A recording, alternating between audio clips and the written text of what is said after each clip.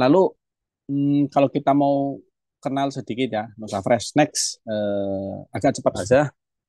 Next, secara sekilas kita memang boleh dibilang ekspertisnya ada di kanal yang paling bawah atau kanal yang paling ujung ya di ekspornya.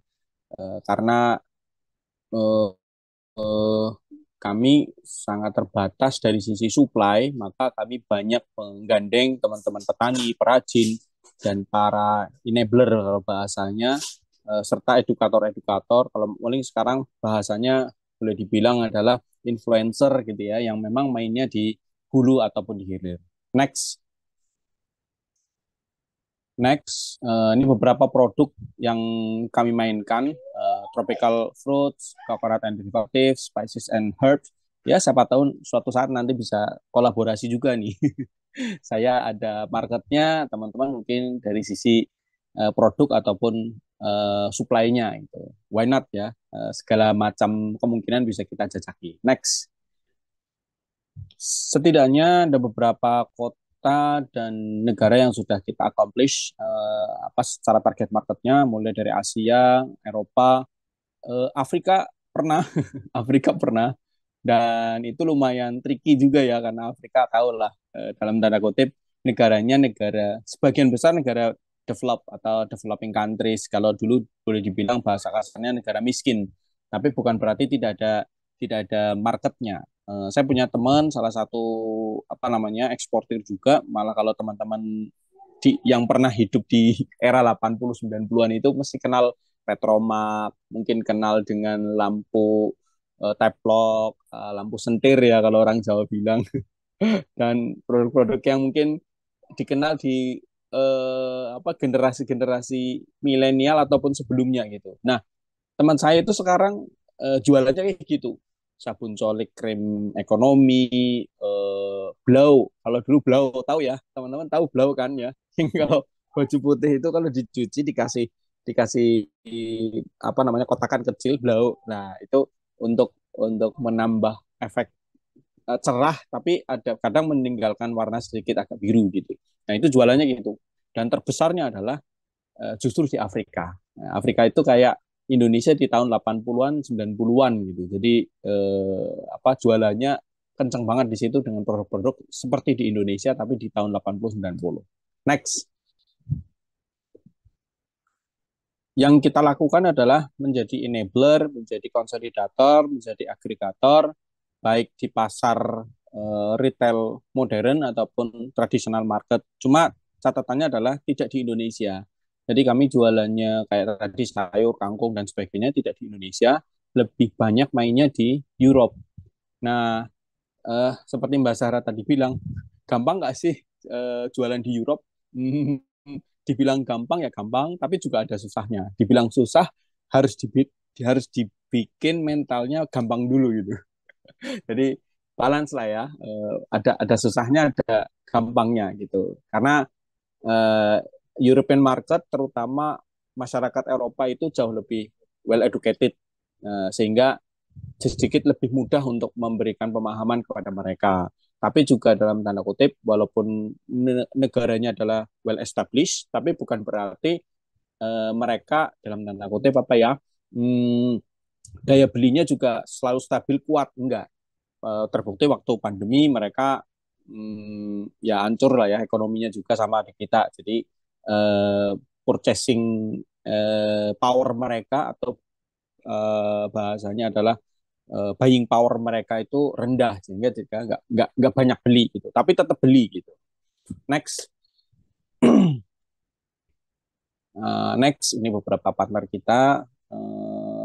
Nah, teman-teman, ini jadi salah satu kunci sukses juga ya buat teman-teman bahwa ketika teman-teman mau jadi eksportir itu sudah jadi rumus baku, bertumbuhlah bersama tim, bertumbuhlah bersama apa namanya satu entitas teman-teman sendiri. Jangan jadi single fighter.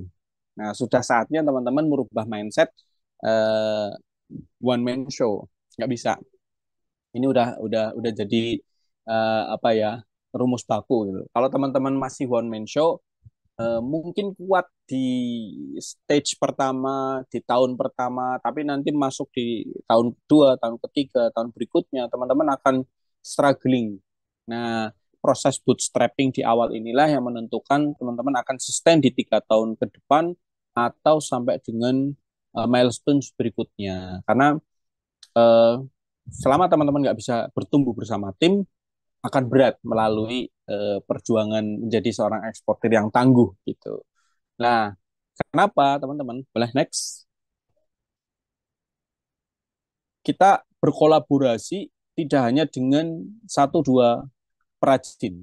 Teman-teman juga whatever produknya apapun, mungkin pertanian, mungkin kerajinan, mungkin produk lainnya, pasti berkolaborasi dengan sekian banyak stakeholder, mau farmer, mau perajin, mau supplier, whatever apapun itu. Dan produknya pun kadang tidak hanya satu, walaupun mungkin satu benar-benar satu jenis aja katakanlah kerajinan tangan, tapi derivasi produknya juga macam-macam, nggak cuma satu model, nggak cuma satu desain, nggak cuma satu jenis aja, pasti banyak.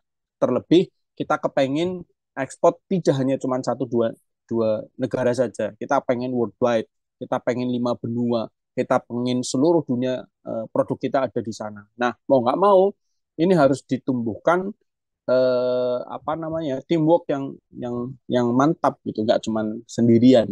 Kalau teman-teman sampai detik ini masih sendirian, nah ini tugas bersama, PR bersama, jangan pikiran PR lah ya, home fun. Kalau PR eh, berat gitu ya, tapi kalau home fun mungkin lebih enak. Pekerjaan rumah yang menyenangkan untuk membangun tim bersama gitu. Next. Nah, spoiler aja, beberapa produk saya ada yang aneh juga, itu ada pete, ada jengkol juga. Next. Pokoknya yang nggak kepikiran di orang banyak, ya itu kita yang juga mainkan. Next. Nah, tadi sempat kulik sedikit, teman-teman, pernah nggak sih kita struggling? Ya pernah. Ini pertama kali saya ekspor, ini kontainer pertama saya, ini flashback ya, 2011 something lah ya. Berarti 14 tahun yang lalu lah. Ini kontainer saya yang pertama, dan kontainer saya pertama pada saat bisnis saya pertama, dan kontainer inilah yang dimusnahkan juga di Jepang. Jadi sakit-sakit, tapi nggak boleh menyerah teman-teman. Ini senilai ya mungkin kalau sekarang Pajero lah ya. Jadi ada penumpang gelap ngikut ke apa kontainer saya, dan ternyata saya bilang gitu ya, Pak, saya pengen ngikut gitu. Ternyata kontainer saya itu ada yang ikut berupa kutu. Nah, dilalah, bismillah, kutunya itu ngikut ke Jepang. Tahu sendiri kan Jepang speknya kayak apa? Ya, speknya spek dewa itu. Jadi walaupun ada satu, ya satu kontainer itu yang harus dimusnahkan. Oh ya, teman-teman feel free ya, nanti sembari kenalan, siapa tahu ada yang nyantol, oh saya pengen tanya sesuatu atau saya pengen sharing sesuatu, feel free aja, silakan drop pertanyaannya, drop sharingnya di kolom chat ya. Nanti nggak usah nunggu, apa namanya, langsung ketik aja, biar kita dua arah, ini ngobrolnya dua arah. Karena pada malam hari ini spesial, kita sharing session atau sharing sharing knowledge, sharing experience. Saya nggak menggurui, nggak.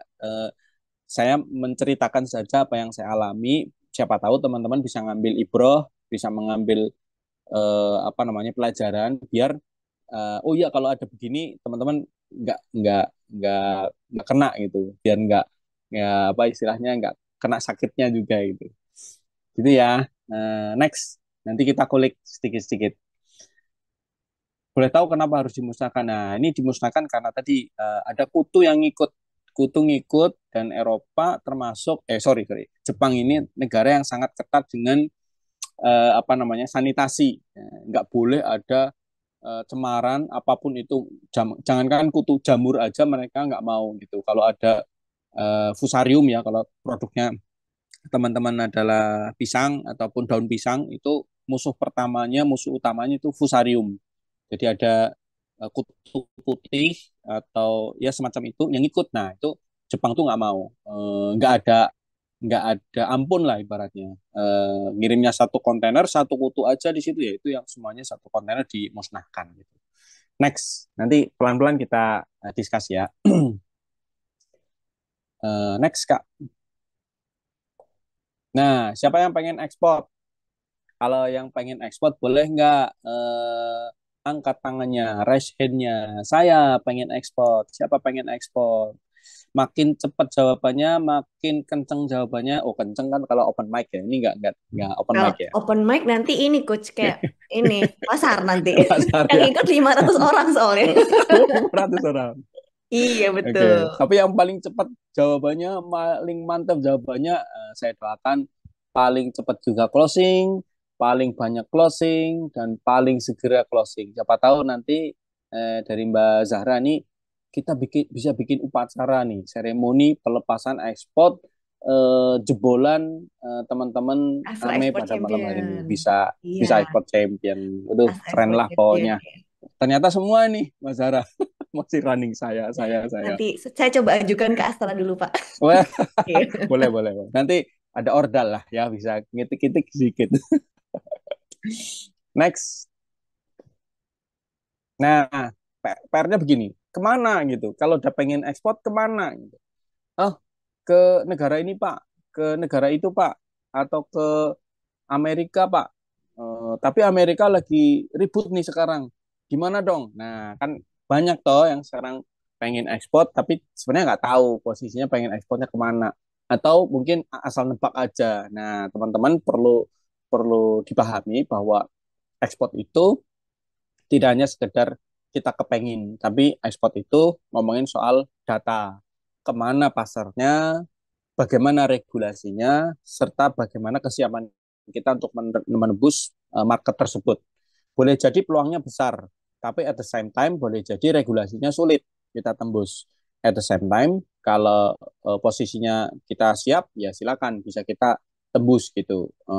Siap secara materi sebagai fuel, siap secara personal, SDM-nya, human capital-nya, dan sebagaimana yang kita ketahui, namanya kita ekspor itu perlu memenuhi ketentuan kita sebagai origin country, sebagai eksportirnya, dan negara tujuan ekspor sebagai destination country-nya. Jadi nggak sekedar asal yang penting kita kirim barang dari negara kita ke luar negeri, selesai di situ. Enggak, harus ada pemahaman yang komprehensif terlebih dahulu. Mungkin melalui forum ini pula lah teman-teman akan belajar mulai dari basicnya sampai dengan advance-nya. Next.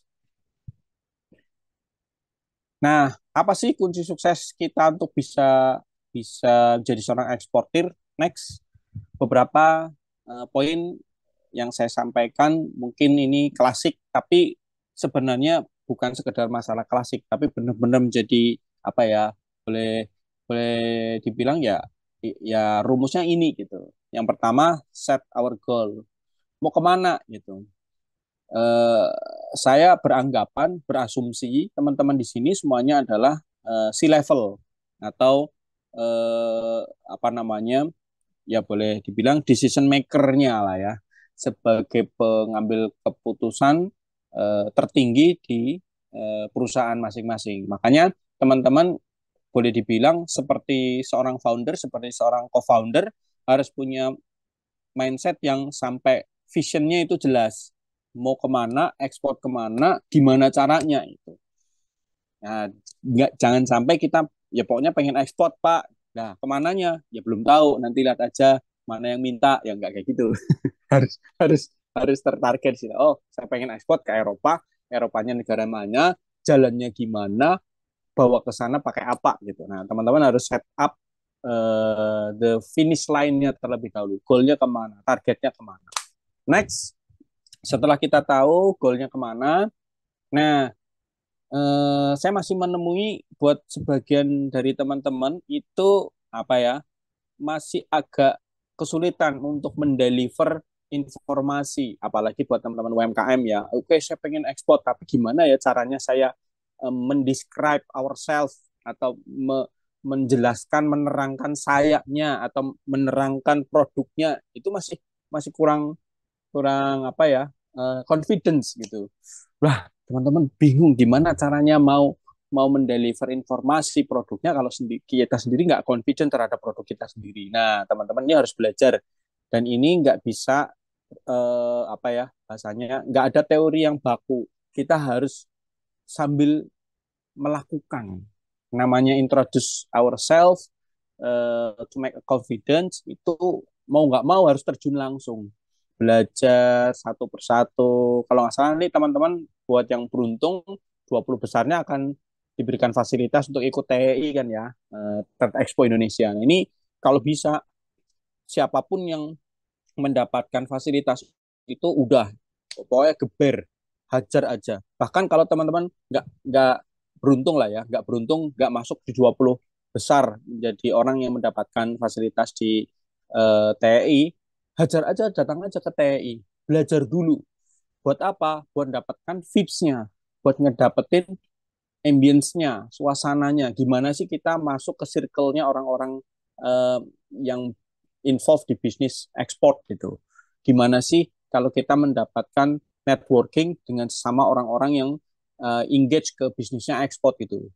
Jadi kita akan merasakan feeling yang sama gitu. Frekuensinya itu vibrasi di hati kita itu sama dengan orang-orang yang punya niatan dan punya goals yang sama, pengen ekspor gitu. Jadi teman-teman harus paksakan diri, berani dulu, describe yourself, keep it clean and clear, keep it short and focus, jangan kemana-mana, jelaskan kamu produknya apa, kita itu siapa, punya USP apa gitu. Jangan kemana-mana, fokus aja ke situ. Kadang kita kalau mendescribe ourselves itu ceritanya ngalor ngidul ngetan ngulon gitu ya, utara selatan barat timur gitu. Tapi fokus aja ke satu, produk saya seperti ini, USP-nya ini, kelebihannya ini, dan saya adalah ini ya gitu. Next. Nah, personal development relate dengan tadi yang saya bilang, team building ya, teman-teman jangan sampai cuman bisa bertumbuh diri sendiri saja as an owner, as a founder, as a C-level. Nggak boleh, harus bertumbuh juga dengan sesama timnya. Di bagian produksi juga harus mulai tumbuh gimana memproduksi barang yang berkualitas tinggi sesuai dengan standar internasional. Buat marketing juga harus mulai belajar, at least minimal belajar bahasa Inggrisnya juga jangan sekedarnya saja, tapi kalau bisa sudah mulai belajar istilah-istilah ekspor, export, delivery, order, and so on and so on. Jadi kita bertumbuhnya bersama. Walaupun mungkin tertatih, it's okay, nggak apa-apa. It's part of proses biasa di mana-mana juga berat. Tertatih namanya orang mau mencapai puncak itu pasti mendaki, lelah, pegel, capek, berkeringat and so on. Tapi ini part of our personal development. Next. Nah, tidak kalah pentingnya pelajari customer teman-teman. Karena nggak semua customer itu sama persis seperti kita. Even mungkin Malaysia pernah ditanya, Coach, gimana kalau saya pengen menembus pasar terdekat dulu, boleh nggak sih? Kemana? Contohnya ke ke Malaysia lah yang sosok dengan kita. Oke, emang sosok dengan kita, tapi nggak 100% persis kayak punya kita. Nah, walaupun sama-sama budaya Melayu, kita sama-sama suka sambel, kita sama-sama suka pedes, tapi tidak seperti teman-teman di Malaysia, pedesnya beda gitu. Nah, ini teman-teman harus melakukan proses kalibrasi. Nah, gimana cara proses kalibrasi? Ya mau nggak mau kita harus mendengarkan customer kita. Gimana sih preferensi mereka? Suka produk yang kayak apa? Serta penginnya produknya yang yang seperti apa sesuai dengan preferensi mereka masing-masing gitu. Nggak melulu dipaksakan, oh produk saya udah paling enak, udah paling bagus. Ya mungkin menurut kita bagus, mungkin menurut kita oke. Nah, nggak ada salahnya juga kita mendengarkan customer. Nah, kita sering senengnya kalau kita ngomong ataupun kita speak actively, tapi jarang untuk kita listening actively. Nah, profesi di coach salah satunya itu yang menonjol listening actively, bukan speak actively, tapi lebih listening actively. Nah, teman-teman mungkin belajar juga bagaimana kita mendengarkan feedback dari customer kita, mendengarkan feedback dari market kita untuk adjusting. adjusting dari diri kita, adjusting dari mentality kita, adjusting dari produk-produk kita. Next, saya percepat aja ya, dikit ya. Khawatir teman-teman juga banyak yang kemalaman, tapi feel free kalau teman-teman, oh saya agak yang ada yang kurang jelas nih coach, feel free aja kita discuss. Next. Nah, sama ya, perjuangan itu berat. Makanya beruntunglah teman-teman yang sudah tergabung dalam satu keluarga besar ini, UMKM Bisa Ekspor, karena teman-teman tergabung di circle orang-orang yang boleh dibilang ini saya sebut sebagai pejuang-pejuang ekspor. Karena tidak mungkin pejuang-pejuang ekspor itu akan mendapatkan vibes yang sama, power yang sama, influence yang sama untuk menjadi suksesor atau menjadi seorang eksportir yang tangguh itu tanpa berada di posisi orang-orang yang punya frekuensi yang sama gitu. Terutama ini step kita panjang, step kita itu nggak sebentar. Barangkali prosesnya pun tidak sesederhana yang kita pikirkan. Nah, di tengah-tengahnya pasti akan banyak obstacle, ada masalah, ada sesuatu yang membuat kita itu aduh kok berat ya jadi eksportir. Nah, dengan adanya satu keluarga besar ini nih, teman-teman bisa lah membackup satu sama lain biar kita juga itu jangan sampai berhenti di tengah jalan gitu. Jadi don't give up before you become a successful exporter. Next, follow up after meet up. Saya sering mendapati teman-teman eh, begitu udah meeting, begitu udah dapat buyer, begitu udah sesederhana bisnis matching aja lah. Sesederhana bisnis matching atau sesederhana teman-teman mendapatkan email dari calon buyer itu lama untuk kita melakukan follow up. Padahal buyer yang sudah masuk itu biasanya dia membutuhkan waktu juga untuk adjusting. Tanya ini satu dua hal, kita reply-nya masih 2 hari 3 hari. Itu buat mereka, buat teman-teman yang sudah bisnis attitude-nya itu butuh cepat, rush. Nah ini kita terbilang lelet.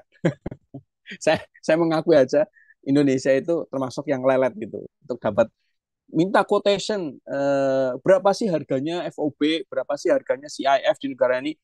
Berhari-hari baru dapat atau berhari-hari kayak seolah-olah kita ghosting gitu ya. Ya wajar lah apa kita dibalas juga sama buyer.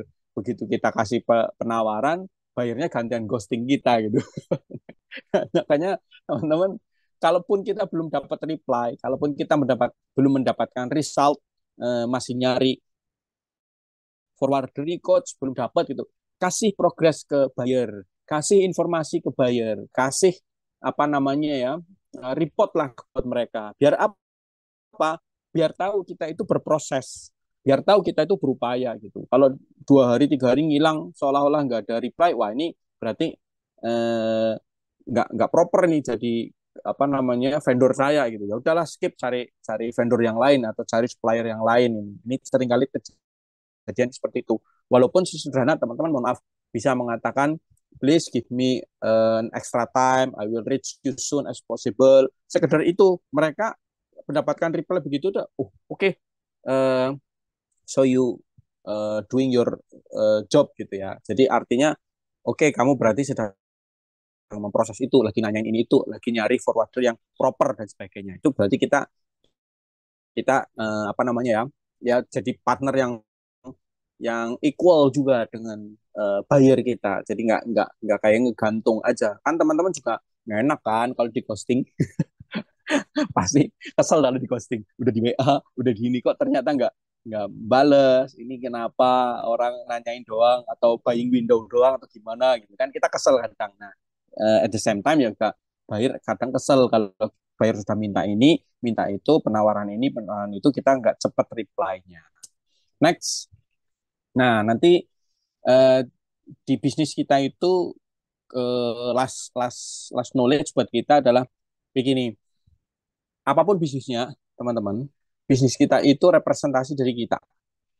Jadi cerminan dari si bisnis kita itu cerminan dari si owner, cerminan dari founder, cerminan dari siapapun yang involved di dalam bisnis itu. Maka teman-teman jangan sekedar mempersepsikan bisnis itu eh, sekedar jual barang. Gue jual lu beli enggak selesai. Jadi teman-teman itu harus pintar gimana kita mendeliver value diri kita, mendeliver value dari company kita. Ya boleh dibilang kita harus punya ya semacam apa ya eh, corporate value. Jadi kita kalau sudah punya corporate value, ada DNA kebaikan di situ, wah luar biasa. Pasti dalam tanda kutip kebaikan itu pula lah yang akan membawa orang-orang yang sefrekuensi dengan kita. Selama kita bisnisnya nggak bisa mendeliver value yang baik, maka kita akan dipusingkan dengan sesuatu yang juga nggak baik juga. Gitu. Entah itu caranya, entah itu partnernya, entah kondisinya dan sebagainya. Pinter-pinterlah kita gimana cara mendeliver value bisnis kita, terutama di bisnis ekspor. Karena kita nggak cuma berurusan dengan orang Indonesia aja, tapi juga berurusan dengan orang asing. Oke, kayaknya udah banyak banget pertanyaan. Boleh saya jeda sebentar? Saya pengen Oke, pilih boleh satu dua Pak dulu ya, Peki. kayaknya banyak banget ini. Banyak banget, iya. Jadi Bapak Ki, Aduh, memang kita sengaja membuka kolom chat ya Bapak Ibu ya, siap, siap. agar Bapak Ibu bisa bertanya begitu ya. Nanti memang nggak mungkin kita kalau harus menjawab 500 orang ini bisa selesai besok zuhur ya, Pak Peki. Iya, ya. Oke aja sih. Jadi, jadi Pak Peki akan, jadi kita akan mencoba untuk memilih Bapak Ibu ya, gitu ya Pak Peki ya. Siap, siap, Nah, boleh deh. biasanya pertanyaannya itu berulang. Nah, Bapak Ibu yang bertanya mana absen, bersabar ya Bapak Ibu. Siap, siap, Jangan siap. cuman ke kelas untuk ngisi absensi. Absensi akan kita bagikan nanti. Bapak Ibu fokus dulu mengikuti materi dari Coach Peki. Ya, Siap, siap. nanti surprise. Nanti kapan absensi dibagikan, nah itu tim panitia ya yang memberikan surprise gitu. Jadi pastikan Bapak Ibu bisa mengikuti acara ini sampai selesai gitu. Nah, di sini Coach Peki akan memilih beberapa pertanyaan dijawab dulu karena sebenarnya biasanya suka ada berulang ya Pak Peki ya. Ya, ya, Nanti ya. kita bisa dijadikan satu gitu menjawabnya. Dan nanti Oke. kita kasih kesempatan untuk bertanya bisa ya Pak Peki Boleh, ya. boleh. Open Langsung mic ya, live. satu ya kali. Ya, boleh. Nanti setelah Hmm. Pak Peki mencari pertanyaan yang ada dari grup chat, beliau Oke. akan kita akan buka pertanyaan yang Bapak Ibu bisa live gitu ya bertanyanya ya. Oke. Ya, siap, siap. Oke, saya izin buka ada pertanyaan yang berulang. Gimana cara cari data buyernya, Coach? Nah, sabar ya, I save the best for the last. Ya, Jadi ini masih belum selesai belakangan. Bapak Ibu. Belum selesai Coach Peki ya. Ya, saya ngomongin basicnya dulu ya, pemanasan buat teman-teman karena Iya. banyak banyak teman-teman ya beberapa buyer lah itu kadang suka komplain begini. Pekik, is there any way to find a proper supplier for me since we have a lot of quotation from your country, but mostly they are zong. Jadi banyak banget yang buyer-buyer ya rekanan teman-teman saya juga di luar itu dapetin quotation ataupun semacam penawaran, tapi begitu di follow up ya ini tadi yang saya bilang lama reply-nya kok nggak proper jawabnya gitu. Gimana sih nyarinya? Nah, ternyata buyer itu sebenarnya sama kayak kita, sama seperti kita melakukan riset juga. Riset kepada siapa? Riset kepada vendor-vendornya. Jadi teman-teman cobalah kita memoles, bukan sekedar memoles ini ya, tapi menyempurnakan apa namanya produk kita, bisnis kita, value kita, sampai how to present ourselves, mempresentasikan diri kita dan produk kita dengan sebaik mungkin. Namanya kita bisnis ya seproper mungkin. Walaupun tadi sempat ada yang muncul, coach kayak kan produknya kecil-kecil, apakah ada marketnya apa enggak? Ada. Semua produk itu pasti ada marketnya. Tinggal gimana caranya kita mencarinya. Contoh mungkin tadi ada produk dari salah satu teman, coach saya produknya begini, kapasitasnya masih kecil dan sebagainya. Tidak semua buyer itu beli juga dalam proses kondisinya uh, in a big quantity, Satu kontainer ya, enggak, seperti kayak nggak harus semuanya enggak ekspor harus. satu kontainer gitu. Yes, jadi Mm-mm. teman-teman kalaupun kan kembali nih, yang namanya ekspor itu kan mengirimkan ataupun mengeluarkan produk, barang, jasa dari dalam keluar keluar wilayah pabean Indonesia kan, begitu selesai. Mau dijual kembali, nggak dijual kembali sebagai gift and so on, itu ekspor namanya gitu.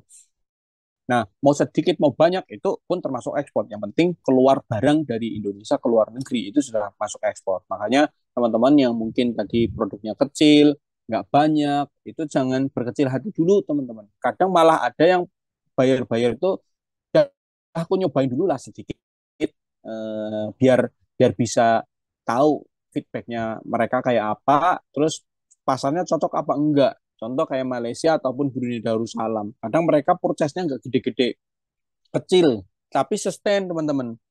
Satu satu toko, satu buyer itu belinya terus segitu, 1.000 piece, 1.000 piece, 1.000 piece, 1.000 piece kecil. Atau bahkan 100 piece dimix dengan produk yang lain itu juga sangat kecil. Sehingga teman-teman jangan berkecil hati dulu dengan kondisi kita yang sekarang ini. Dulu pun, let's say, katakanlah mohon maaf tadi, bahkan ada yang salfok sama sandal jepit saya ya. Ya, emang itu literally itu saya itu modal dengkul waktu itu bener-bener 2011 ya, nggak se nggak seproper sekarang teman-teman belajar banyak platform bisa belajar di mana-mana dan beruntung sekali teman-teman sekarang ikut di UMKM bisa ekspor itu sangat beruntung. Flashback di tahun 2011 boro-boro ada begini, mentok sana sini baru kita tahu oh ada tempat belajarnya ya. Itu baru tahu gitu, kita udah boncos berdarah-darah, barulah kita belajar gitu. Nah bedanya itu salah satunya ya saya sebagai praktisi, bukan sebagai apa ya istilahnya ya, nggak belajar dulu teorinya tapi hajar sana hajar sini. Nah berdarah dulu baru oh ternyata ada loh tempat belajarnya. Termasuk kalau ini ada pertanyaan gimana coach, ada peraturan yang tiap negara itu berbeda, cari tahunya di mana. Ada banyak platform untuk kita mengetahui regulasi negara tujuan atau bahkan regulasi dari negara kita sendiri juga sebagai apa namanya sarana mengetahui apa sih yang perlu kita siapin perizinannya dulu atau sertifikasinya dulu. Mana dulu yang harus di fulfill. Nah, teman-teman lebih baik knowledge-nya dulu yang di apa namanya dibalance dengan proses persiapannya. Begitu kita tahu knowledge-nya, oh ternyata sertifikasi ini perlu. Oh ternyata sertifikasi ini nggak mandatori, nggak harus, atau nggak penting-penting amat. Perlu tapi tidak 100 penting-penting, atau tidak dalam tanda kutip tidak wajib. Nah, makanya teman-teman harus mengetahui semua seluk-beluknya. Di mana kita harus mencarinya? Ada website yang disiapkan oleh pemerintah kita melalui Ina Export, melalui Inatrims. Inatrims sekarang udah geser jadi laman situ. Ada Standard Maps, ada juga Trade Maps, ada berbagai macam website yang lain yang dedicated untuk mendeliver informasi, regulasi, serta peraturan sertifikasi baik di negara destination country ataupun di origin country. Sehingga kita bisa tahu apa saja yang perlu kita siapkan agar kita bisa menjadi seorang eksportir. Bahkan perizinan, aspek perizinan kan teman-teman sekarang harus nyiapin NIK-nya, kita harus hidup, kemudian NPWP-nya harus bisa generate NITku, NPWP yang 22 digit pula, kemudian ada OSS RBA yang aktif dan sudah terkoneksi dengan sistem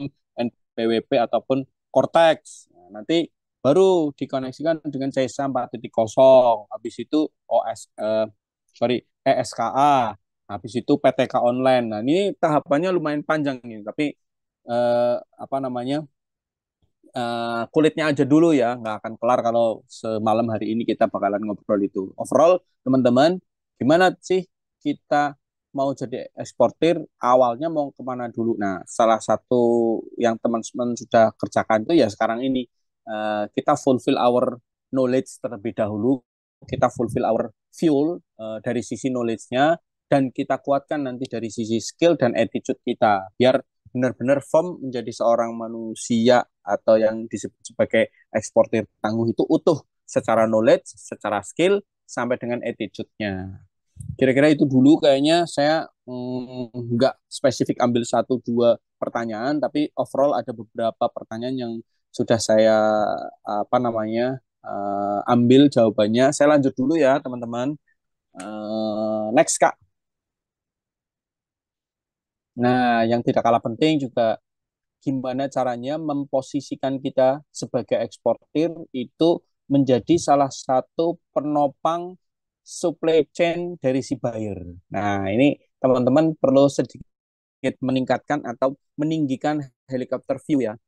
Kalau teman-teman terjun di suatu bisnis tertentu, kan kita masuk ke namanya rantai pasok, supply chain. Begitu ada supply chain tertentu, produk tertentu yang spesifik apa namanya rantai pasoknya, maka kita akan menjadi new player di situ. Nah, gimana caranya kita berpikir kalau saya masuk ke rantai pasok itu semakin meningkatkan apa namanya sustainability dari supply chain itu, bukan ngacak-ngacak.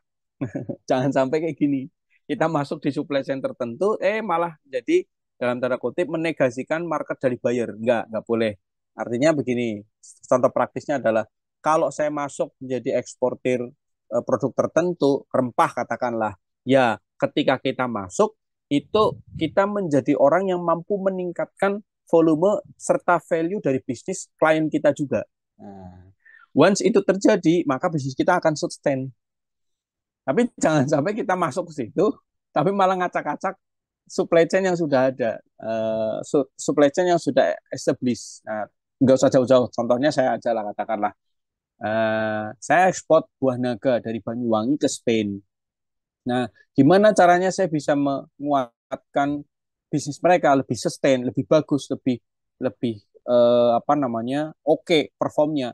Ya mau nggak mau, saya bisa mensuplai produk yang sesuai dengan permintaan dan spek mereka. Jadi mau nggak mau, ya kita follow the rule gitu, terutama secara quantity ataupun secara quality. Nah ini yang teman-teman perlu fulfill. Jadi jangan sampai menjadi orang-orang yang malah menegasikan dari supply chain yang sudah existing. How our business can help them either. Next, ini sama buat teman-teman ya. Kita punya waktu yang tidak berbeda dengan buyer juga.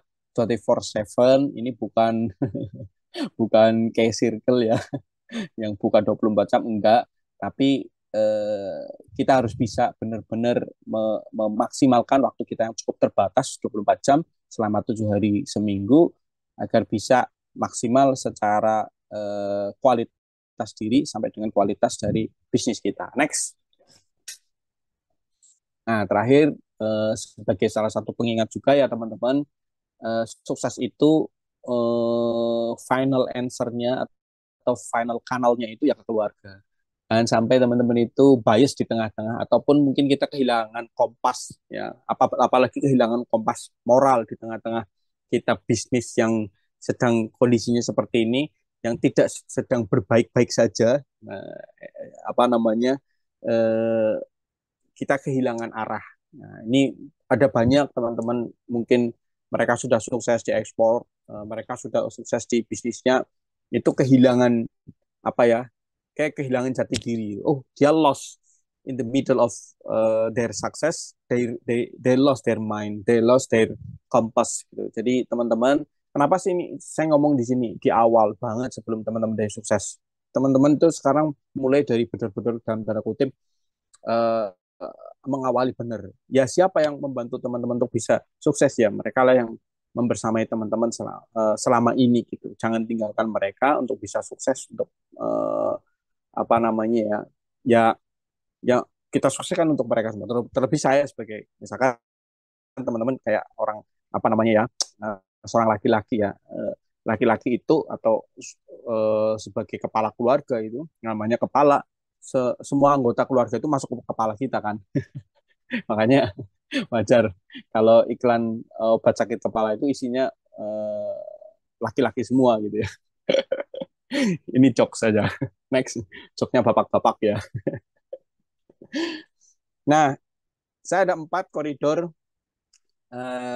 jenis-jenis entrepreneurship. Ini teman-teman mungkin satu orang dengan yang lain ini berbeda-beda. Ini bukan berarti salah, enggak. Tapi secara prinsip teman-teman harus tahu posisi saya itu di mana. Yang pertama, achievement entrepreneur.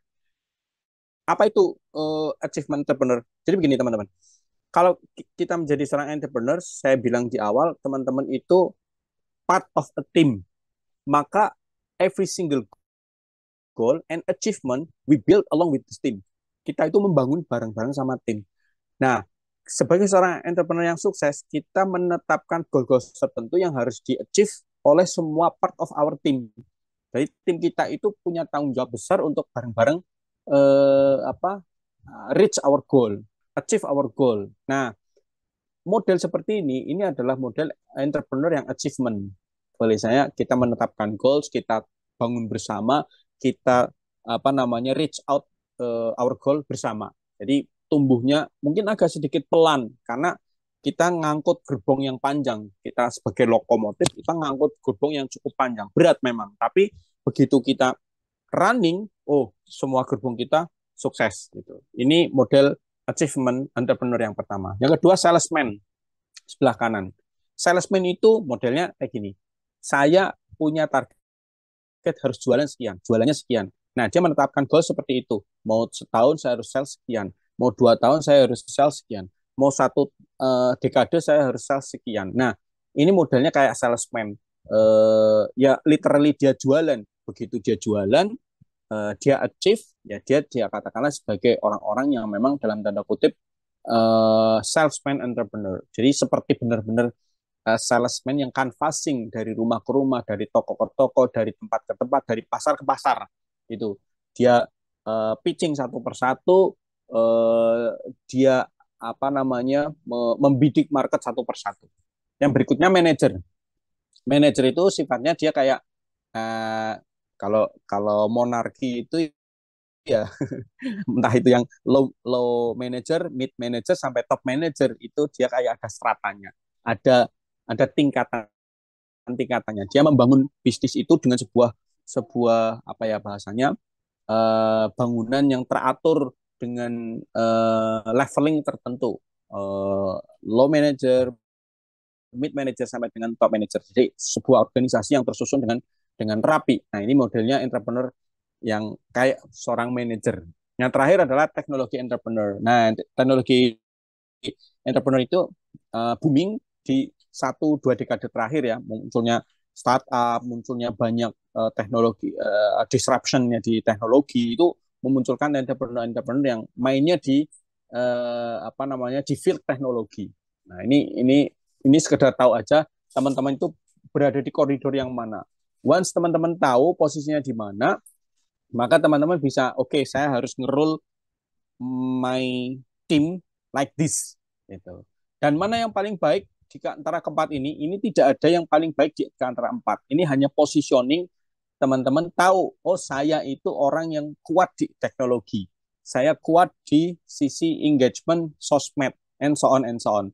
Nah, ini positioning aja sehingga teman-teman itu tahu, saya harus menetapkan target-target bisnis saya, positioningnya seperti ini, betul. Positioning bukan sekedar bahasanya, kan kita kadang nggak tahu ya, ada orang yang tahu di posisi nggak tahunya, ada orang nggak tahu di posisi nggak tahunya. Nah, ini teman-teman yang paling, kalau misalkan kebanyakan SME Indonesia itu dia nggak tahu di posisi nggak tahunya. Nah, ini sulit nih. Nah, sekarang paling nggak teman-teman udah punya kompas nih. Saya teknologi entrepreneur, means saya harus kuatkan dari sisi teknologi untuk engage sosmed saya, untuk engage teknologi agar bisa ngeboost dalam tanda kutip sales saya dan seterusnya. Next. Nah, entrepreneur proses ini panjang, kalau saya jelasin ya overall mulai dari kita melihat opportunity, establish our vision, benar-benar kita tahu mau kemana, persuade others, gimana kita bisa mempersuasi tim kita, gather resources, mengumpulkan semua resources yang kita miliki, meng-create produk beserta marketnya, dan kita mengadaptasi seiring dengan waktu. Ini prosesnya panjang, loop biasanya ini. Prosesnya itu looping. Ntar kalau kita udah change, adapt with time, kita evaluasi, balik lagi, identify identify an opportunity, establish vision, and so on, sampai dengan dia punya looping. Makanya kalau orang yang sukses di satu loop proses, dia akan berhasil untuk apa ya, menernak bisnis. Nah, kalau mungkin Ciputra ya, dia bisnis satu hebat berhasil, dia akan ternak di bisnis yang lainnya dengan loop yang sama gitu. Berhasil di sisi bisnis apa namanya properti. Nah, dengan cara yang sama dia akan engage ke bisnis yang lain. Nah, teman-teman juga sama. Begitu once kita sukses untuk satu countries, satu produk, nah kita pakai nih loop yang sama, kita pakai ini proses yang sama untuk direplikasi di produk-produk yang sama di negara yang lain, atau bisa jadi di produk yang lain ke negara yang lain juga, atau bahkan di produk yang lain di negara yang sama gitu, muter terus, satu berhasil putar lagi, dua berhasil, tiga berhasil, terus gitu. Next, prinsip secara marketing ada push and pull factor. Next, online presence bagi kita sebisa mungkin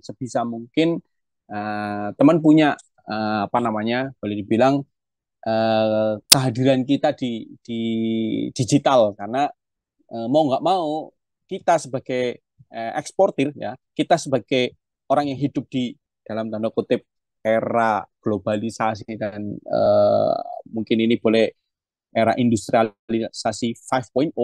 Nah, online itu posisi kehadiran kita tidak hanya di sisi apa sosmed aja, tapi benar-benar online, nggak cuma di sosmed aja. Bahkan sekarang ada bahasanya adalah apa ya, SEO di AI. Oh, ini mantap nih. Teman-teman kan seringnya nyari cuman mungkin di googling, mungkin di web search engine doang. Tapi sekarang ada loh yang namanya SEO tapi di AI, search engine optimization tapi di artificial intelligence. Jadi, wah, it's a new way to look see something apa beyond our imagination lah. Jadi teman-teman mulai berpikir sekarang gimana kita mengoptimasi AI juga, sehingga kelak ketika teman-teman sudah masuk di dunia yang sekarang makin terdisrupsi dengan adanya AI itu tidak ketinggalan, tidak tidak gaptek juga. Dan apa ya, boleh boleh saya sampaikan, kalau teman-teman yang memang tidak engage ke mainan di AI, nah siap-siap nih bakalan apa ketinggalan gitu. SEO dan SEM itu sekarang larinya bukan hanya ke search engine tapi ke AI-nya juga. Next. Nah, sebagai contoh mungkin saya sedikit apa, ini ada beberapa pertanyaan tadi, gimana coach kita menawarkan produknya, gimana coach kita mendeskripsikan produk saya dan sebagainya. Ini kebetulan saya mananya salah satunya rambutan ya.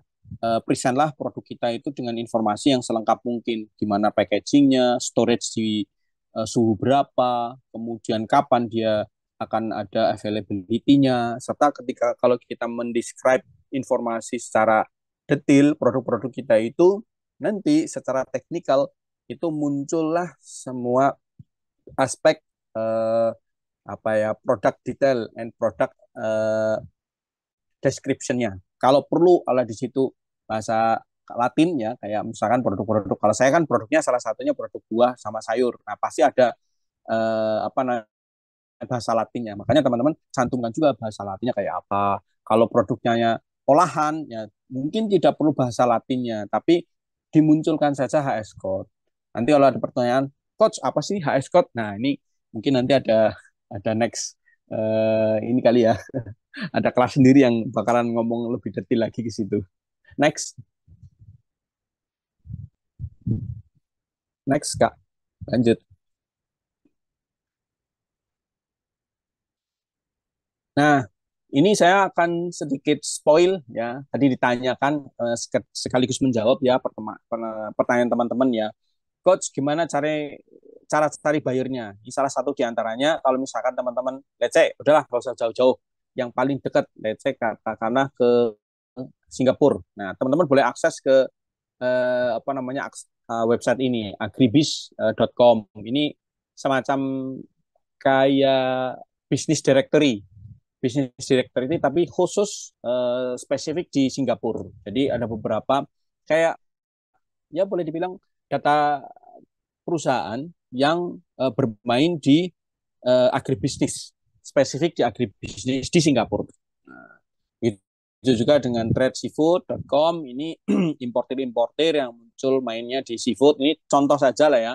Tapi dengan cara yang sama, teman-teman bisa lakukan apa optimasi di kata kunci ya, kata kunci produk tersebut direktori di negara tertentu. Coffeecourse.com, Green Bean Importers itu apa ya importir green bean di seluruh dunia dan mungkin di beberapa negara itu punya kanal-kanal yang spesifik untuk produk-produk tertentu ya. Singapura contohnya, kenapa kok Singapura agribisnisnya kenceng? Ya jelas Singapura itu negara without resources ya, tanpa ada natural resources, tanpa ada sumber daya alam. Mau nggak mau makan saja harus impor dulu. Mau makan nasi, mau makan lontong, mau makan ketupat, bahan bakunya impor dulu dari Indonesia, Vietnam, Malaysia, and so on. Tapi hebatnya dengan negara yang sangat terbatas natural resources, mereka punya banyak aset natural resources di luar negerinya. Di Indonesia, sebagian punya sawit. Ada perusahaan tambang juga kepemilikannya Singapura. Bahkan mungkin ya bahasa paling mudahnya, teman-teman suka makan ini nggak? Opor. Suka makan opor. Ada yang suka makan opor nggak? Adakah yang suka makan opor? Oh, nggak ada ternyata. Mesti kita matiin dulu, Coach, biar absen Oh sambil ya, oke absen oke. gitu, nggak Sorry apa-apa. sorry. Iya. Oke oke siap. Kalau kalau teman-teman suka makan opor pasti opor itu identik dengan santan. Bahkan perusahaan santan terbesar di Indonesia pun sebagian di antaranya kepemilikan sahamnya adalah punya Singapura. So welcome to the club ya. Next.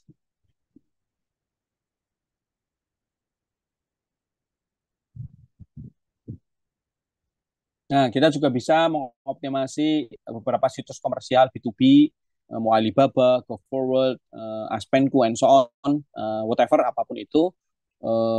Karena masing-masing situs komersial ini pun masih worth it untuk kita bisa kulik ya. Ada Indian Mart juga, ada DH Gate, Made in China, ada Manta juga, dan beberapa B2B marketplace di dunia itu masih sangat kenceng secara apa native-nya untuk nge-leads apa namanya mendatangkan leads baik yang untuk sourcing lokal ataupun sourcing internasional. Next, trade Korea. Nah, ini kita boleh dikulik ya teman-teman yang pengen ke Korea. Ada satu platform di Trade Korea itu produk-produk baik yang dijual di Korea untuk negaranya sendiri atau bahkan ya ini kayak situs B2B marketplace-nya di Korea lah. Mungkin di Indonesia, let's say katakanlah mirip kayak Shopee, mirip kayak Tokopedia, tapi bedanya adalah di Korea dan B2B. Gitu. Kalau Shopee B2C, apa namanya marketplace dan sebagainya. Kalau di Trade Korea ini lebih ke B2B untuk di Koreanya sendiri. Next. Selain itu, selain di Trade Korea juga ada SC21 spesifik untuk produk tertentu bisa kita optimasi untuk mencari wholesale coffee and so on. Next,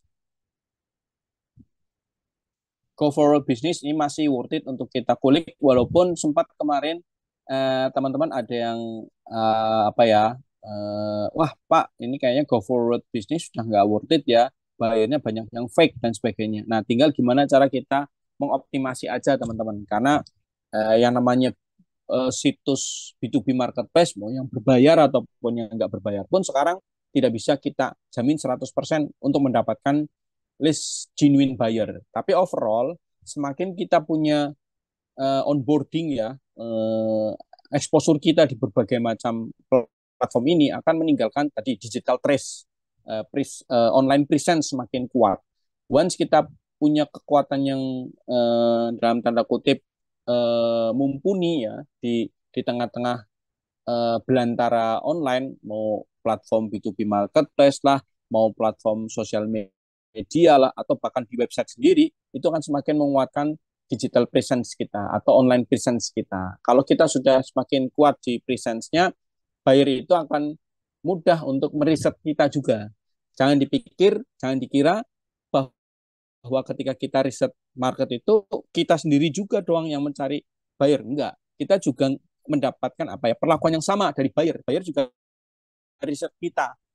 Kan nggak mungkin buyer itu bakalan membeli kucing dalam karung gitu. Pasti dia akan melihat ini eh, bonafit nggak sih, perusahaan ini proper nggak sih, perusahaan ini bagus nggak sih performnya, dibuktikan dengan digital and online presence kita. Itu bagus nggak, bagaimana reviewnya, bagaimana feedback dari customer-customer yang sudah pernah purchase di produk-produk yang kita miliki ataupun apa namanya services yang kita pernah berikan kepada buyer-buyer kita. Next, sourcing HKTDC sama sekilas aja. Next, Alibaba lebih-lebih ini walaupun mungkin premium membershipnya mahal banget ya, mulai dari 60 juta sampai 150 juta. Saya juga cukup sekali lah punya punya yang mahal, tapi overall worth it lah kita untuk datang generate leads itu. Makin premium membership kita GGS ya, itu makin kita dapatkan layanan yang privilege, baik itu dedicated manager dari Indonesian side ataupun dari apa Chinese side-nya juga langsung. Bahkan itu mereka ya memang dedicated nempel terus selama 1 tahun membership kita kalau kita punya membershipnya 1 tahun. Next, Etsy buat teman-teman yang mainnya di apa sorry, mungkin mainannya di eh, wardrobe, aparel, kemudian sesuatu yang berkaitan dengan craft, seni dan sebagainya, Etsy menjadi pilihan yang tepat mau B2B ataupun B2C yang mungkin lebih proper gitu. Ya, Alibaba ada yang 12 jutaan, bahkan yang 6 jutaan juga ada. Mungkin yang dalam tanda kutip sub account itu ya, kita beli ke sub account itu juga ada. Next. Ini saya mencantumkan beberapa marketplace yang bisa teman-teman pakai untuk apa riset lanjutannya, karena kita nggak mungkin buka satu persatu, tapi overall teman-teman boleh lah. Ini belum semua sih, tapi dikulik aja dulu beberapa yang sudah saya share. Siapa tahu dari situ teman-teman bisa apa namanya ngulik sendiri dan mencari peluang-peluang dari beberapa situs marketplace online untuk riset marketnya. Next. Oh ya, jangan khawatir, kita nanti share apa namanya via panitia ya, apa namanya materinya. Next. Nah, pas banget pertanyaan. Ina Export oke nggak sih? Eh, Pertanyaannya penting. Kenapa Ina Export sempat ditanyakan oke nggak sih gitu Ina Export? Sebenarnya begini, secara apa ya, ini kita boleh jujur ya ngomong, Ina Export itu secara fundamentalnya bagus. Ina Export bagus karena Ina Export itu menjadi salah satu platform B2B marketplace yang dipakai oleh semua perwakilan dagang Indonesia. Jadi perwakilan dagang Indonesia itu eh, membantu mempromosikan produk-produk Indonesia di negara tujuan, tapi senjatanya dengan menggunakan Ina Export. Kalau dulu ketika belum ada platform ini, perwakilan dagang kita kesulitan untuk mempromosikan karena dia harus bawa fisik leaflet, booklet, company profile, katalog produk yang berlembar-lembar dan bahkan dalam tanda kutip mungkin tidak hanya bersatu dua saja, kan berjuta-juta apa namanya eh, UMKM Indonesia yang minta dipromosikan. Nah, nggak mungkin kita menyodorkan itu setiap saat perwakilan dagang harus membawa rim-rim berlembar-lembar berbuku-buku itu. Nah, sayangnya karena ini sih katanya ada pemangkasan anggaran, ada ya intinya untuk efisiensi lah ya katanya. Ina Export ini mungkin kemarin belum sempat disempurnakan gitu. Akhirnya betul pernah sekali itu kena hack situs judul gitu. Waduh, saya juga bingung ini. Wah, kok bisa seperti ini ya? Tapi sebenarnya prinsipnya bagus karena kenapa saya ngomong bagus? Ina Export pada saat awal-awal diluncurkannya itu saya dapat 3 buyer dari sini.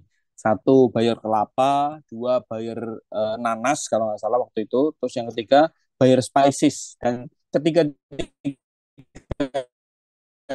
itu masih running sampai dengan sekarang. Jadi nggak di apa ya, uh, ya kena judul ya gitu kondisinya. Next,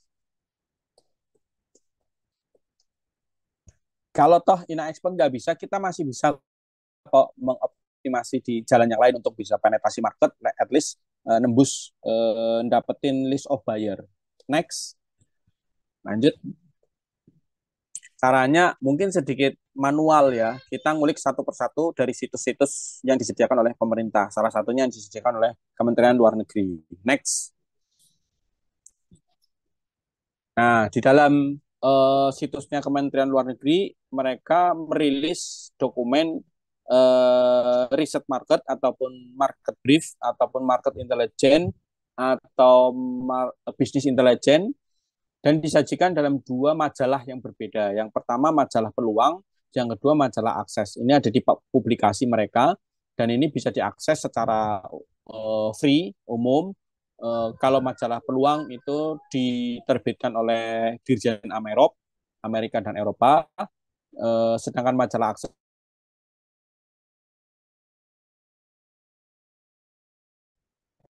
Coach, sorry, dua-duanya mencantumkan market brief. agak putus-putus, Coach. Halo, Coach, gimana? maaf, Tadi sempat putus suaranya. Apa mungkin halo, jaringan di sana? gimana Iya, Kak? jaringannya kayaknya ya. Suaranya sempat nge-freeze, putus, terus nge-freeze gitu, Coach. Halo, sekarang gimana Kak? Sekarang udah mendingan, mendingan. Udah oke.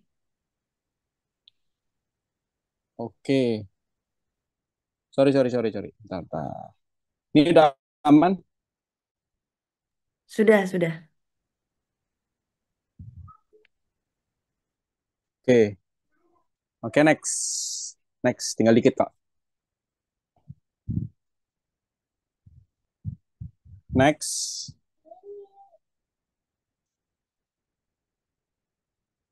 Nah, kalau tadi teman-teman terkendala di Ina Export, Coach sempat saya mau coba akses di Ina Export dan saya sudah coba sub membership. Saya sudah coba daftar di Ina Export, nggak bisa. Nah, tenang, jangan khawatir. Karena Ina Export itu yang pakai adalah Perwadag atau Perwakilan Dagang Indonesia. Nah, udah kita shortcut aja. Langsung kita kontak ke list dari websitenya ITPC. Apa itu ITPC? ITPC itu Indonesian Trade Promotion Center. Nah, ini semacam pejabat eh, fungsional ya perwakilan dagang Indonesia yang ada di luar negeri. Indonesian Trade Promotion Center. Ini teman-teman langsung kulik satu persatu aja dan di setiap website yang saya sediakan ini biasanya mereka menyajikan data yang sama. Coach pernah nggak sih email ke ITPC terus dibalas? Pernah. Ya beberapa alhamdulillah balas sih. Tapi pernah nggak teman-teman eh, email sekali tapi tidak dibalas? Saya banyak banyak dapat feedback keluhan. Coach banyak yang sudah email tapi nggak dibalas. Coach, saya sudah kirim ini itu tapi juga nggak dibalas. Nah, perkaranya adalah begini, teman-teman. Di ITPC, saya nggak posisi dalam defense ya, membela nggak. Tapi begini, eh, ITPC itu cuma satu di antara pejabat Indonesia yang ditempatkan di luar negeri, yang jumlahnya itu sangat terbatas. Tapi ngurusinnya itu, mohon maaf, ngurusi urusan se-Indonesia. Makanya kadang slow respon. Ya saya juga jujur, ya betul. Saya menyadari teman-teman perwadak itu slow respon, sangat slow respon. Tapi bukan berarti mereka tidak menyadari tugas mereka. Ada kok beberapa ITBC yang cepat. Jepang itu cepat, Busan itu cepat, terus Barcelona cepat. Nah, karena kebetulan ada bisnis dengan teman-teman di sana, makanya bisa cepat gitu. Nah, teman-teman feel free aja kalau sekali nggak dibales, dua kali nggak dibales, jangan ilfeel ya teman-teman. Stay tune aja dulu. Barangkali teman-teman ITBC lagi hektik, mereka jadi stay tune ya, style cuek. Tapi sebenarnya once mereka udah agak longgar, mereka akan reply kok, tenang aja. Next, jangan lupa juga karena teman-teman sudah tergabung di keluarga besar UMKM Bisa Ekspor, sharinglah semua kemungkinan, sharinglah semua opportunity melalui grup-grup yang kita miliki. Entah itu di grup WA, entah itu di grup Facebook mungkin dan sebagainya. Tadi juga pernah saya baca sekilas ada beberapa yang punya satu grup sama ITPC Barcelona ataupun ITPC mana gitu. Sementara dengan akses itu pula lah kita bisa mendapatkan ya A1 lah bahasanya, mendapatkan akses cepat eh, opportunity dari buyer. Saya juga beberapa kali ada permintaan walaupun bukan punya saya. Sempat kemarin ada permintaan sarung ya walaupun nego-nego harganya juga masih agak berat gitu. Tapi overall nggak apa-apa. Once kita di acknowledge sama teman-teman ITBC, begitu mereka teringat, oh ada buah sayur, oh saya cari ke Coach Pekik atau Pak Pekik, oh ada permintaan ini, oh saya tahu ada yang punya adalah Bapak ini. Nah, itu teman-teman feel free aja, jangan khawatir kalau sekali dua kali tidak dibalas, sekali dua kali tidak di reply, kejar itu di platform mereka yang lain, mungkin di LinkedIn-nya, mungkin di Facebook-nya, atau bahkan mungkin di IG dan di TikTok. Beberapa ITPC kita mereka aktif juga loh di beberapa medsos, di TikToknya ataupun di IG-nya. Ikuti aja mereka. Sering kok mereka men-share beberapa apa ya dalam tanda kutip opportunity market yang mereka butuh gitu. Iya bener, kita menghantui ya, menghantui ITPC. Mereka ini kok memang tugasnya begitu gitu karena pejabat ITPC yang ada di sana itu memang tugasnya untuk mempromosikan produk-produk kita semua ini. Next.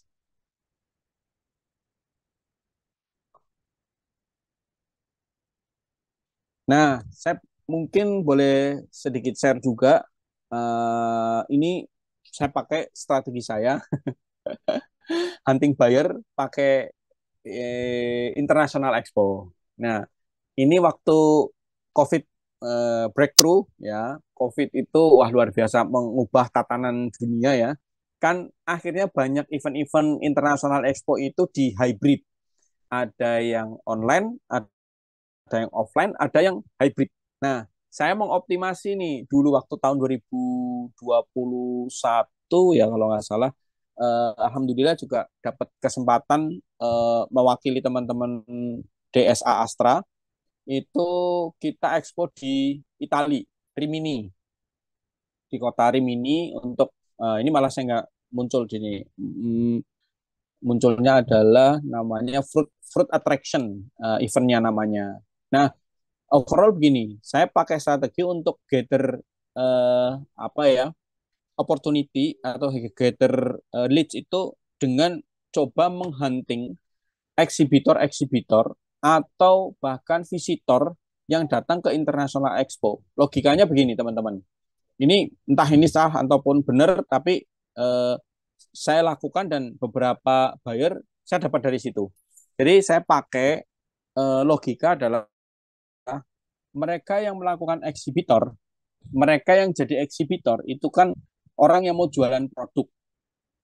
Nah, terlebih produk-produk saya adalah produk, contohnya ini saya ambilnya produk-produk buah sama sayur. Maka saya nyari international expo yang relate dengan produk saya. Ada Mihas, ada Sial Paris, ada Sial Interfood, Biofah, dan sebagainya.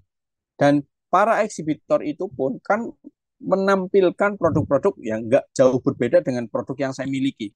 Jadi saya itu switching uh, from our competitor to become our ally. Jadi saya punya strategi, saya mengubah kompetitor saya jadi ya sekutu gitu. Sekutunya apa? Ya jadi buat apa namanya pasar saya dan alhamdulillah malah saya dapat bayar substitute.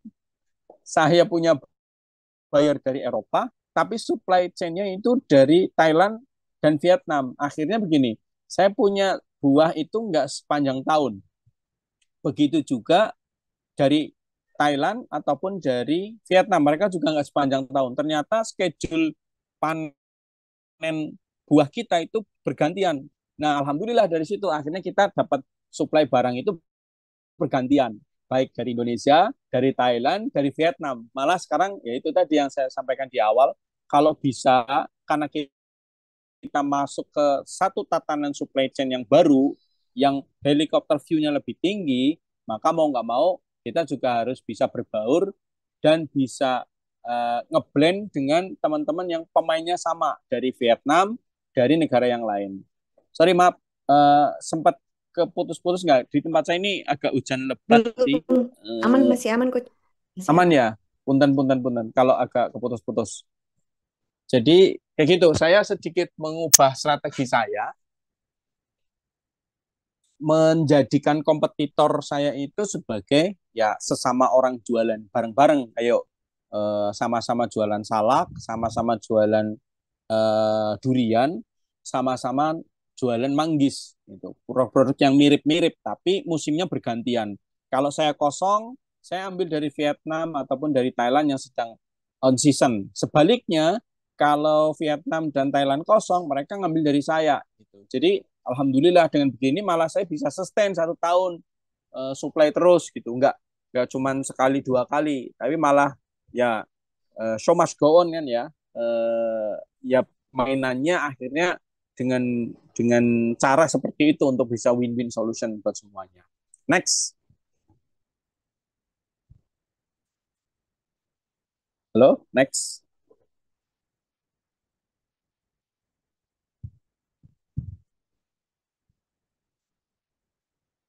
Halo, next Kak. Oke, sebentar Atau Mas. saya yang Ini ada, nge ya? enggak, aman, aman. Ini Aman ya? sepertinya ada kendala teknis, benar. Oke.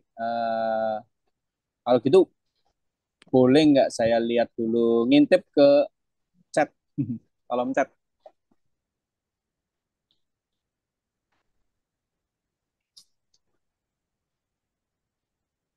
Masya Allah. Ini ternyata banyak teman-teman ya, Pak Yasan. Oke, oke, siap, siap, mantap, mantap. Wah, banyak banget pertanyaan. Saya ngintip dulu ke pertanyaan ya. Boleh, boleh. Eh, Sambil nyicil bisa kita cek kolom-kolom pertanyaan, Wah, Coach. banyak banget. Luar biasa nih. Oke, ini ada pertanyaan menarik. Tanya dong, akhir-akhir ini ada banyak marak hack dan scam. Bagaimana mengantisipasi hal tersebut?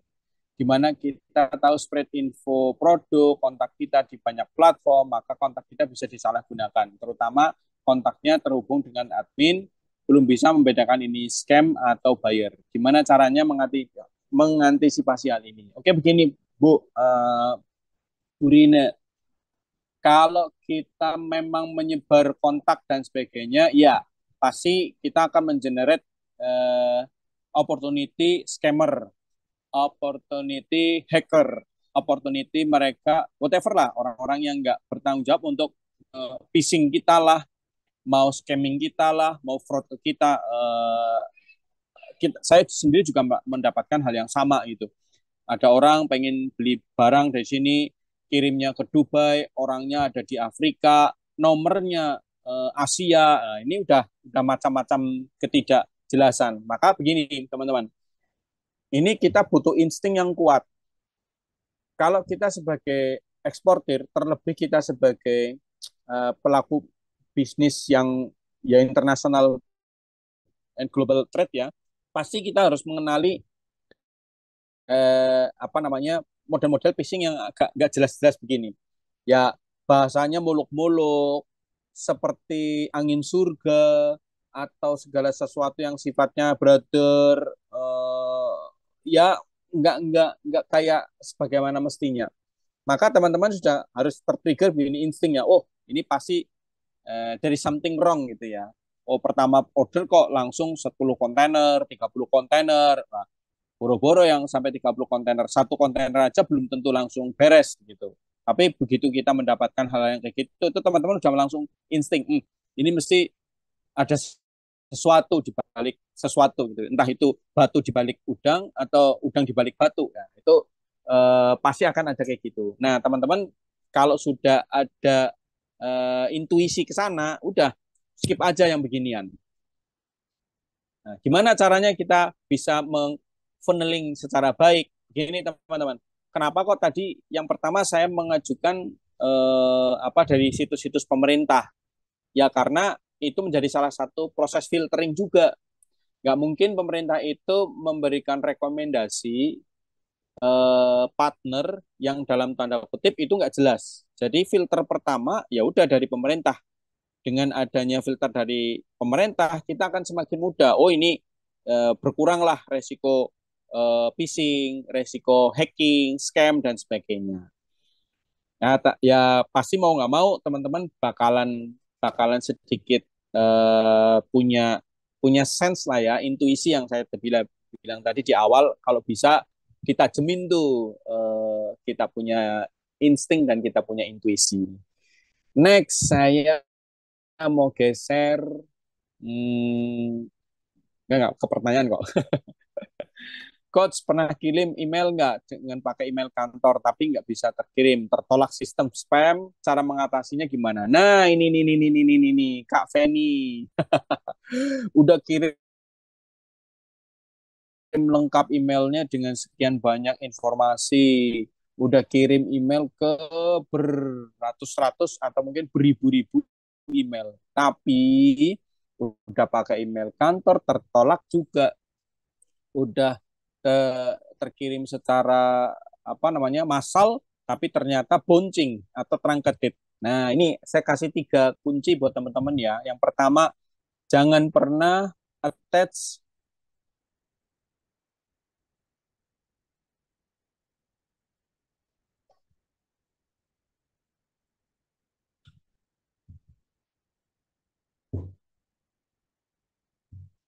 Gimana coach? Jangan pernah attach apa nih coach? Biar nggak dianggap spam nih coach. data ataupun segala informasi secara penuh. Jadi kita, let's say katakanlah, udahlah biar sekali kirim kita attach semuanya aja nih, satu company profile, video, and so on. Akhirnya email itu besarnya minta ampun, 5 mega, 10 mega, dan sebagainya. Ini 100% akan ada 2 mekanisme. Satu, emailnya tertolak, bouncing, mental. Itu. Yang kedua, kalau enggak terangketit, terangketit itu terpotong. Nah, kenapa seperti itu? Hampir di semua webmaster ya yang megang megang boleh dibilang satpamnya di depan website itu sudah membatasi berapa besar ukuran email yang bisa masuk. Sehingga kalau teman-teman udah attach sekian banyak ini pasti 100% bouncing, pasti 100% tidak akan masuk, pasti 100% akan tertolak gitu. Jadi sia-sia, jangan pernah attach file-file yang banyak sekian banyak itu untuk di email sekali kirim. Terus yang kedua, jangan pernah memberikan link yang dia mengarahkan keluar dalam tanda kutip ke website yang nggak jelas, atau kita ngarahkan ke link cutter yang dalam tanda kutip kurang mumpuni. Kan link cutter banyak ya, ada Linktree, ada Bitly, ada SID, macam-macam. Nah, pilih satu atau dua link cutter yang itu cukup perform. Kalau saya biasanya pakai Linktree atau Bitly. Silakan pilih yang lainnya, mirip-mirip itu kan banyak banget, pilihlah yang perform. Yang mana semua link cutter itu berisi detail informasi kita. Ada link website, ada link sosmed, ada kompro, ada katalog produk, itu masukin di situ dulu. Nah, begitu kita sudah bisa mengenerate namanya link, nah, masukkanlah itu ke dalam signature di email kita. Jadi sifatnya once buyer punya ketertarikan terhadap produk kita, ketertarikan terhadap diri kita, dia akan coba follow up. Melalui apa? Ya melalui link yang sudah kita sampaikan di situ. Entah itu nanti kontak by IG, entah itu kontak by WhatsApp, ataupun entah kontak kita dengan cara yang lainnya. Dan yang ketiga adalah teman-teman diupayakan mengirimkan email itu sampai masuk dalam tanda kutip di prime time-nya mereka. Jadi kalau teman-teman mau email ke negara tertentu itu perkirakan email ini sampai di inbox-nya mereka itu di prime time di jam 8 sampai jam 10 gitu. Kenapa? Begini teman-teman. Kalau teman-teman tuh ngirimnya mungkin udah sekarang jam jam berapapun whatever jam Indonesia, klik. Ya, kalau begitu sampai ke negara tujuan di emailnya buyer di negara tujuan tertentu ini di tahap awal ya, misalkan di introduction letter atau proses kita berkenalan di awal. Itu tuh teman-teman akan ya floating sama kayak kita teks WA. Kecuali WA kita mungkin sudah dipin sama buyer masuk ke favorit, masuk ke dipin yang paling atas itu pasti akan mau masuk jam berapapun email apa WA kita akan selalu di atas, di paling top. Tapi kalau teman-teman posisinya adalah kita ngirim asal jam berapa, ya, ya masuk ke email buyer di jam berapapun itu juga akan ke flooding, akan ketumpuk dengan email-email yang lain. Lebih bagus teman-teman itu mengirimkan email diperkirakan sampai ke negara tujuan itu di prime time-nya mereka, di jam 8 sampai jam 10 pagi kurang lebihnya. Sehingga pekerjaan pertama buyer itu mostly dia akan apa namanya ya ngecek email. Kalau nggak ngecek email, ngecek WA di jam-jam itu. Nah, teman-teman boleh nanti mulai mikir, saya mau kirim email ke Eropa. Eropanya itu mundur berapa jam.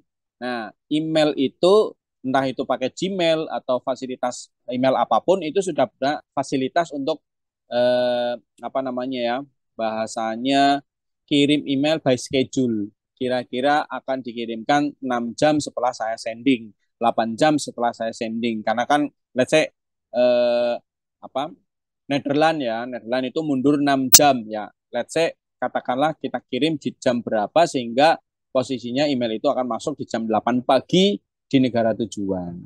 Sedikit sedikit mikir tapi worth it karena beberapa buyer saya itu ya kalau Jerman katakanlah saya dapatnya gitu caranya untuk bisa reach out market gitu. Wah, berarti ini tips simple yang banget bisa dipakai gitu ya sama teman-teman di sini. Ini saya Yes. yakin nggak bisa didapatkan dari kelas manapun gitu ya, Coach ya. Untuk Ya mungkin apa ya. namanya? Untuk apa namanya? Sesimpel trik apa tips bahwa pastikan kalau kontak dengan calon buyer itu di jam-jam prime time sehingga nanti kita bisa muncul di atas gitu ya, Coach ya. Yap, yap, yap. Oke. Nah, Coach, kita buka sesi pertanyaan langsung dua. Eh, Siap, boleh. untuk penanya dulu aja kali ya. Kayaknya sih karena waktu kita tinggal sedikit, kami buka dulu untuk dua orang. Jadi Yap. luar biasa sekali malam ini. Coach, ini kelas perdana nih, Coach. Coach ini Uh, pembuka. nice. Menjadi pembuka dari rangkaian kelas-kelas nanti yang lainnya.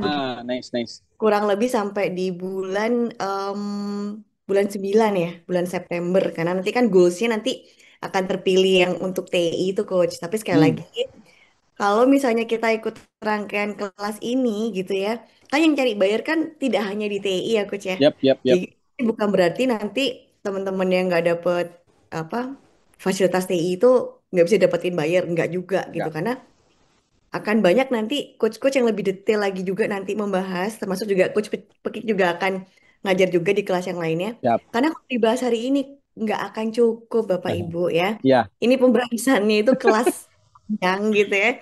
Dan kita cuma punya waktu nggak sampai 2 jam malam ini, maksimum jam 9.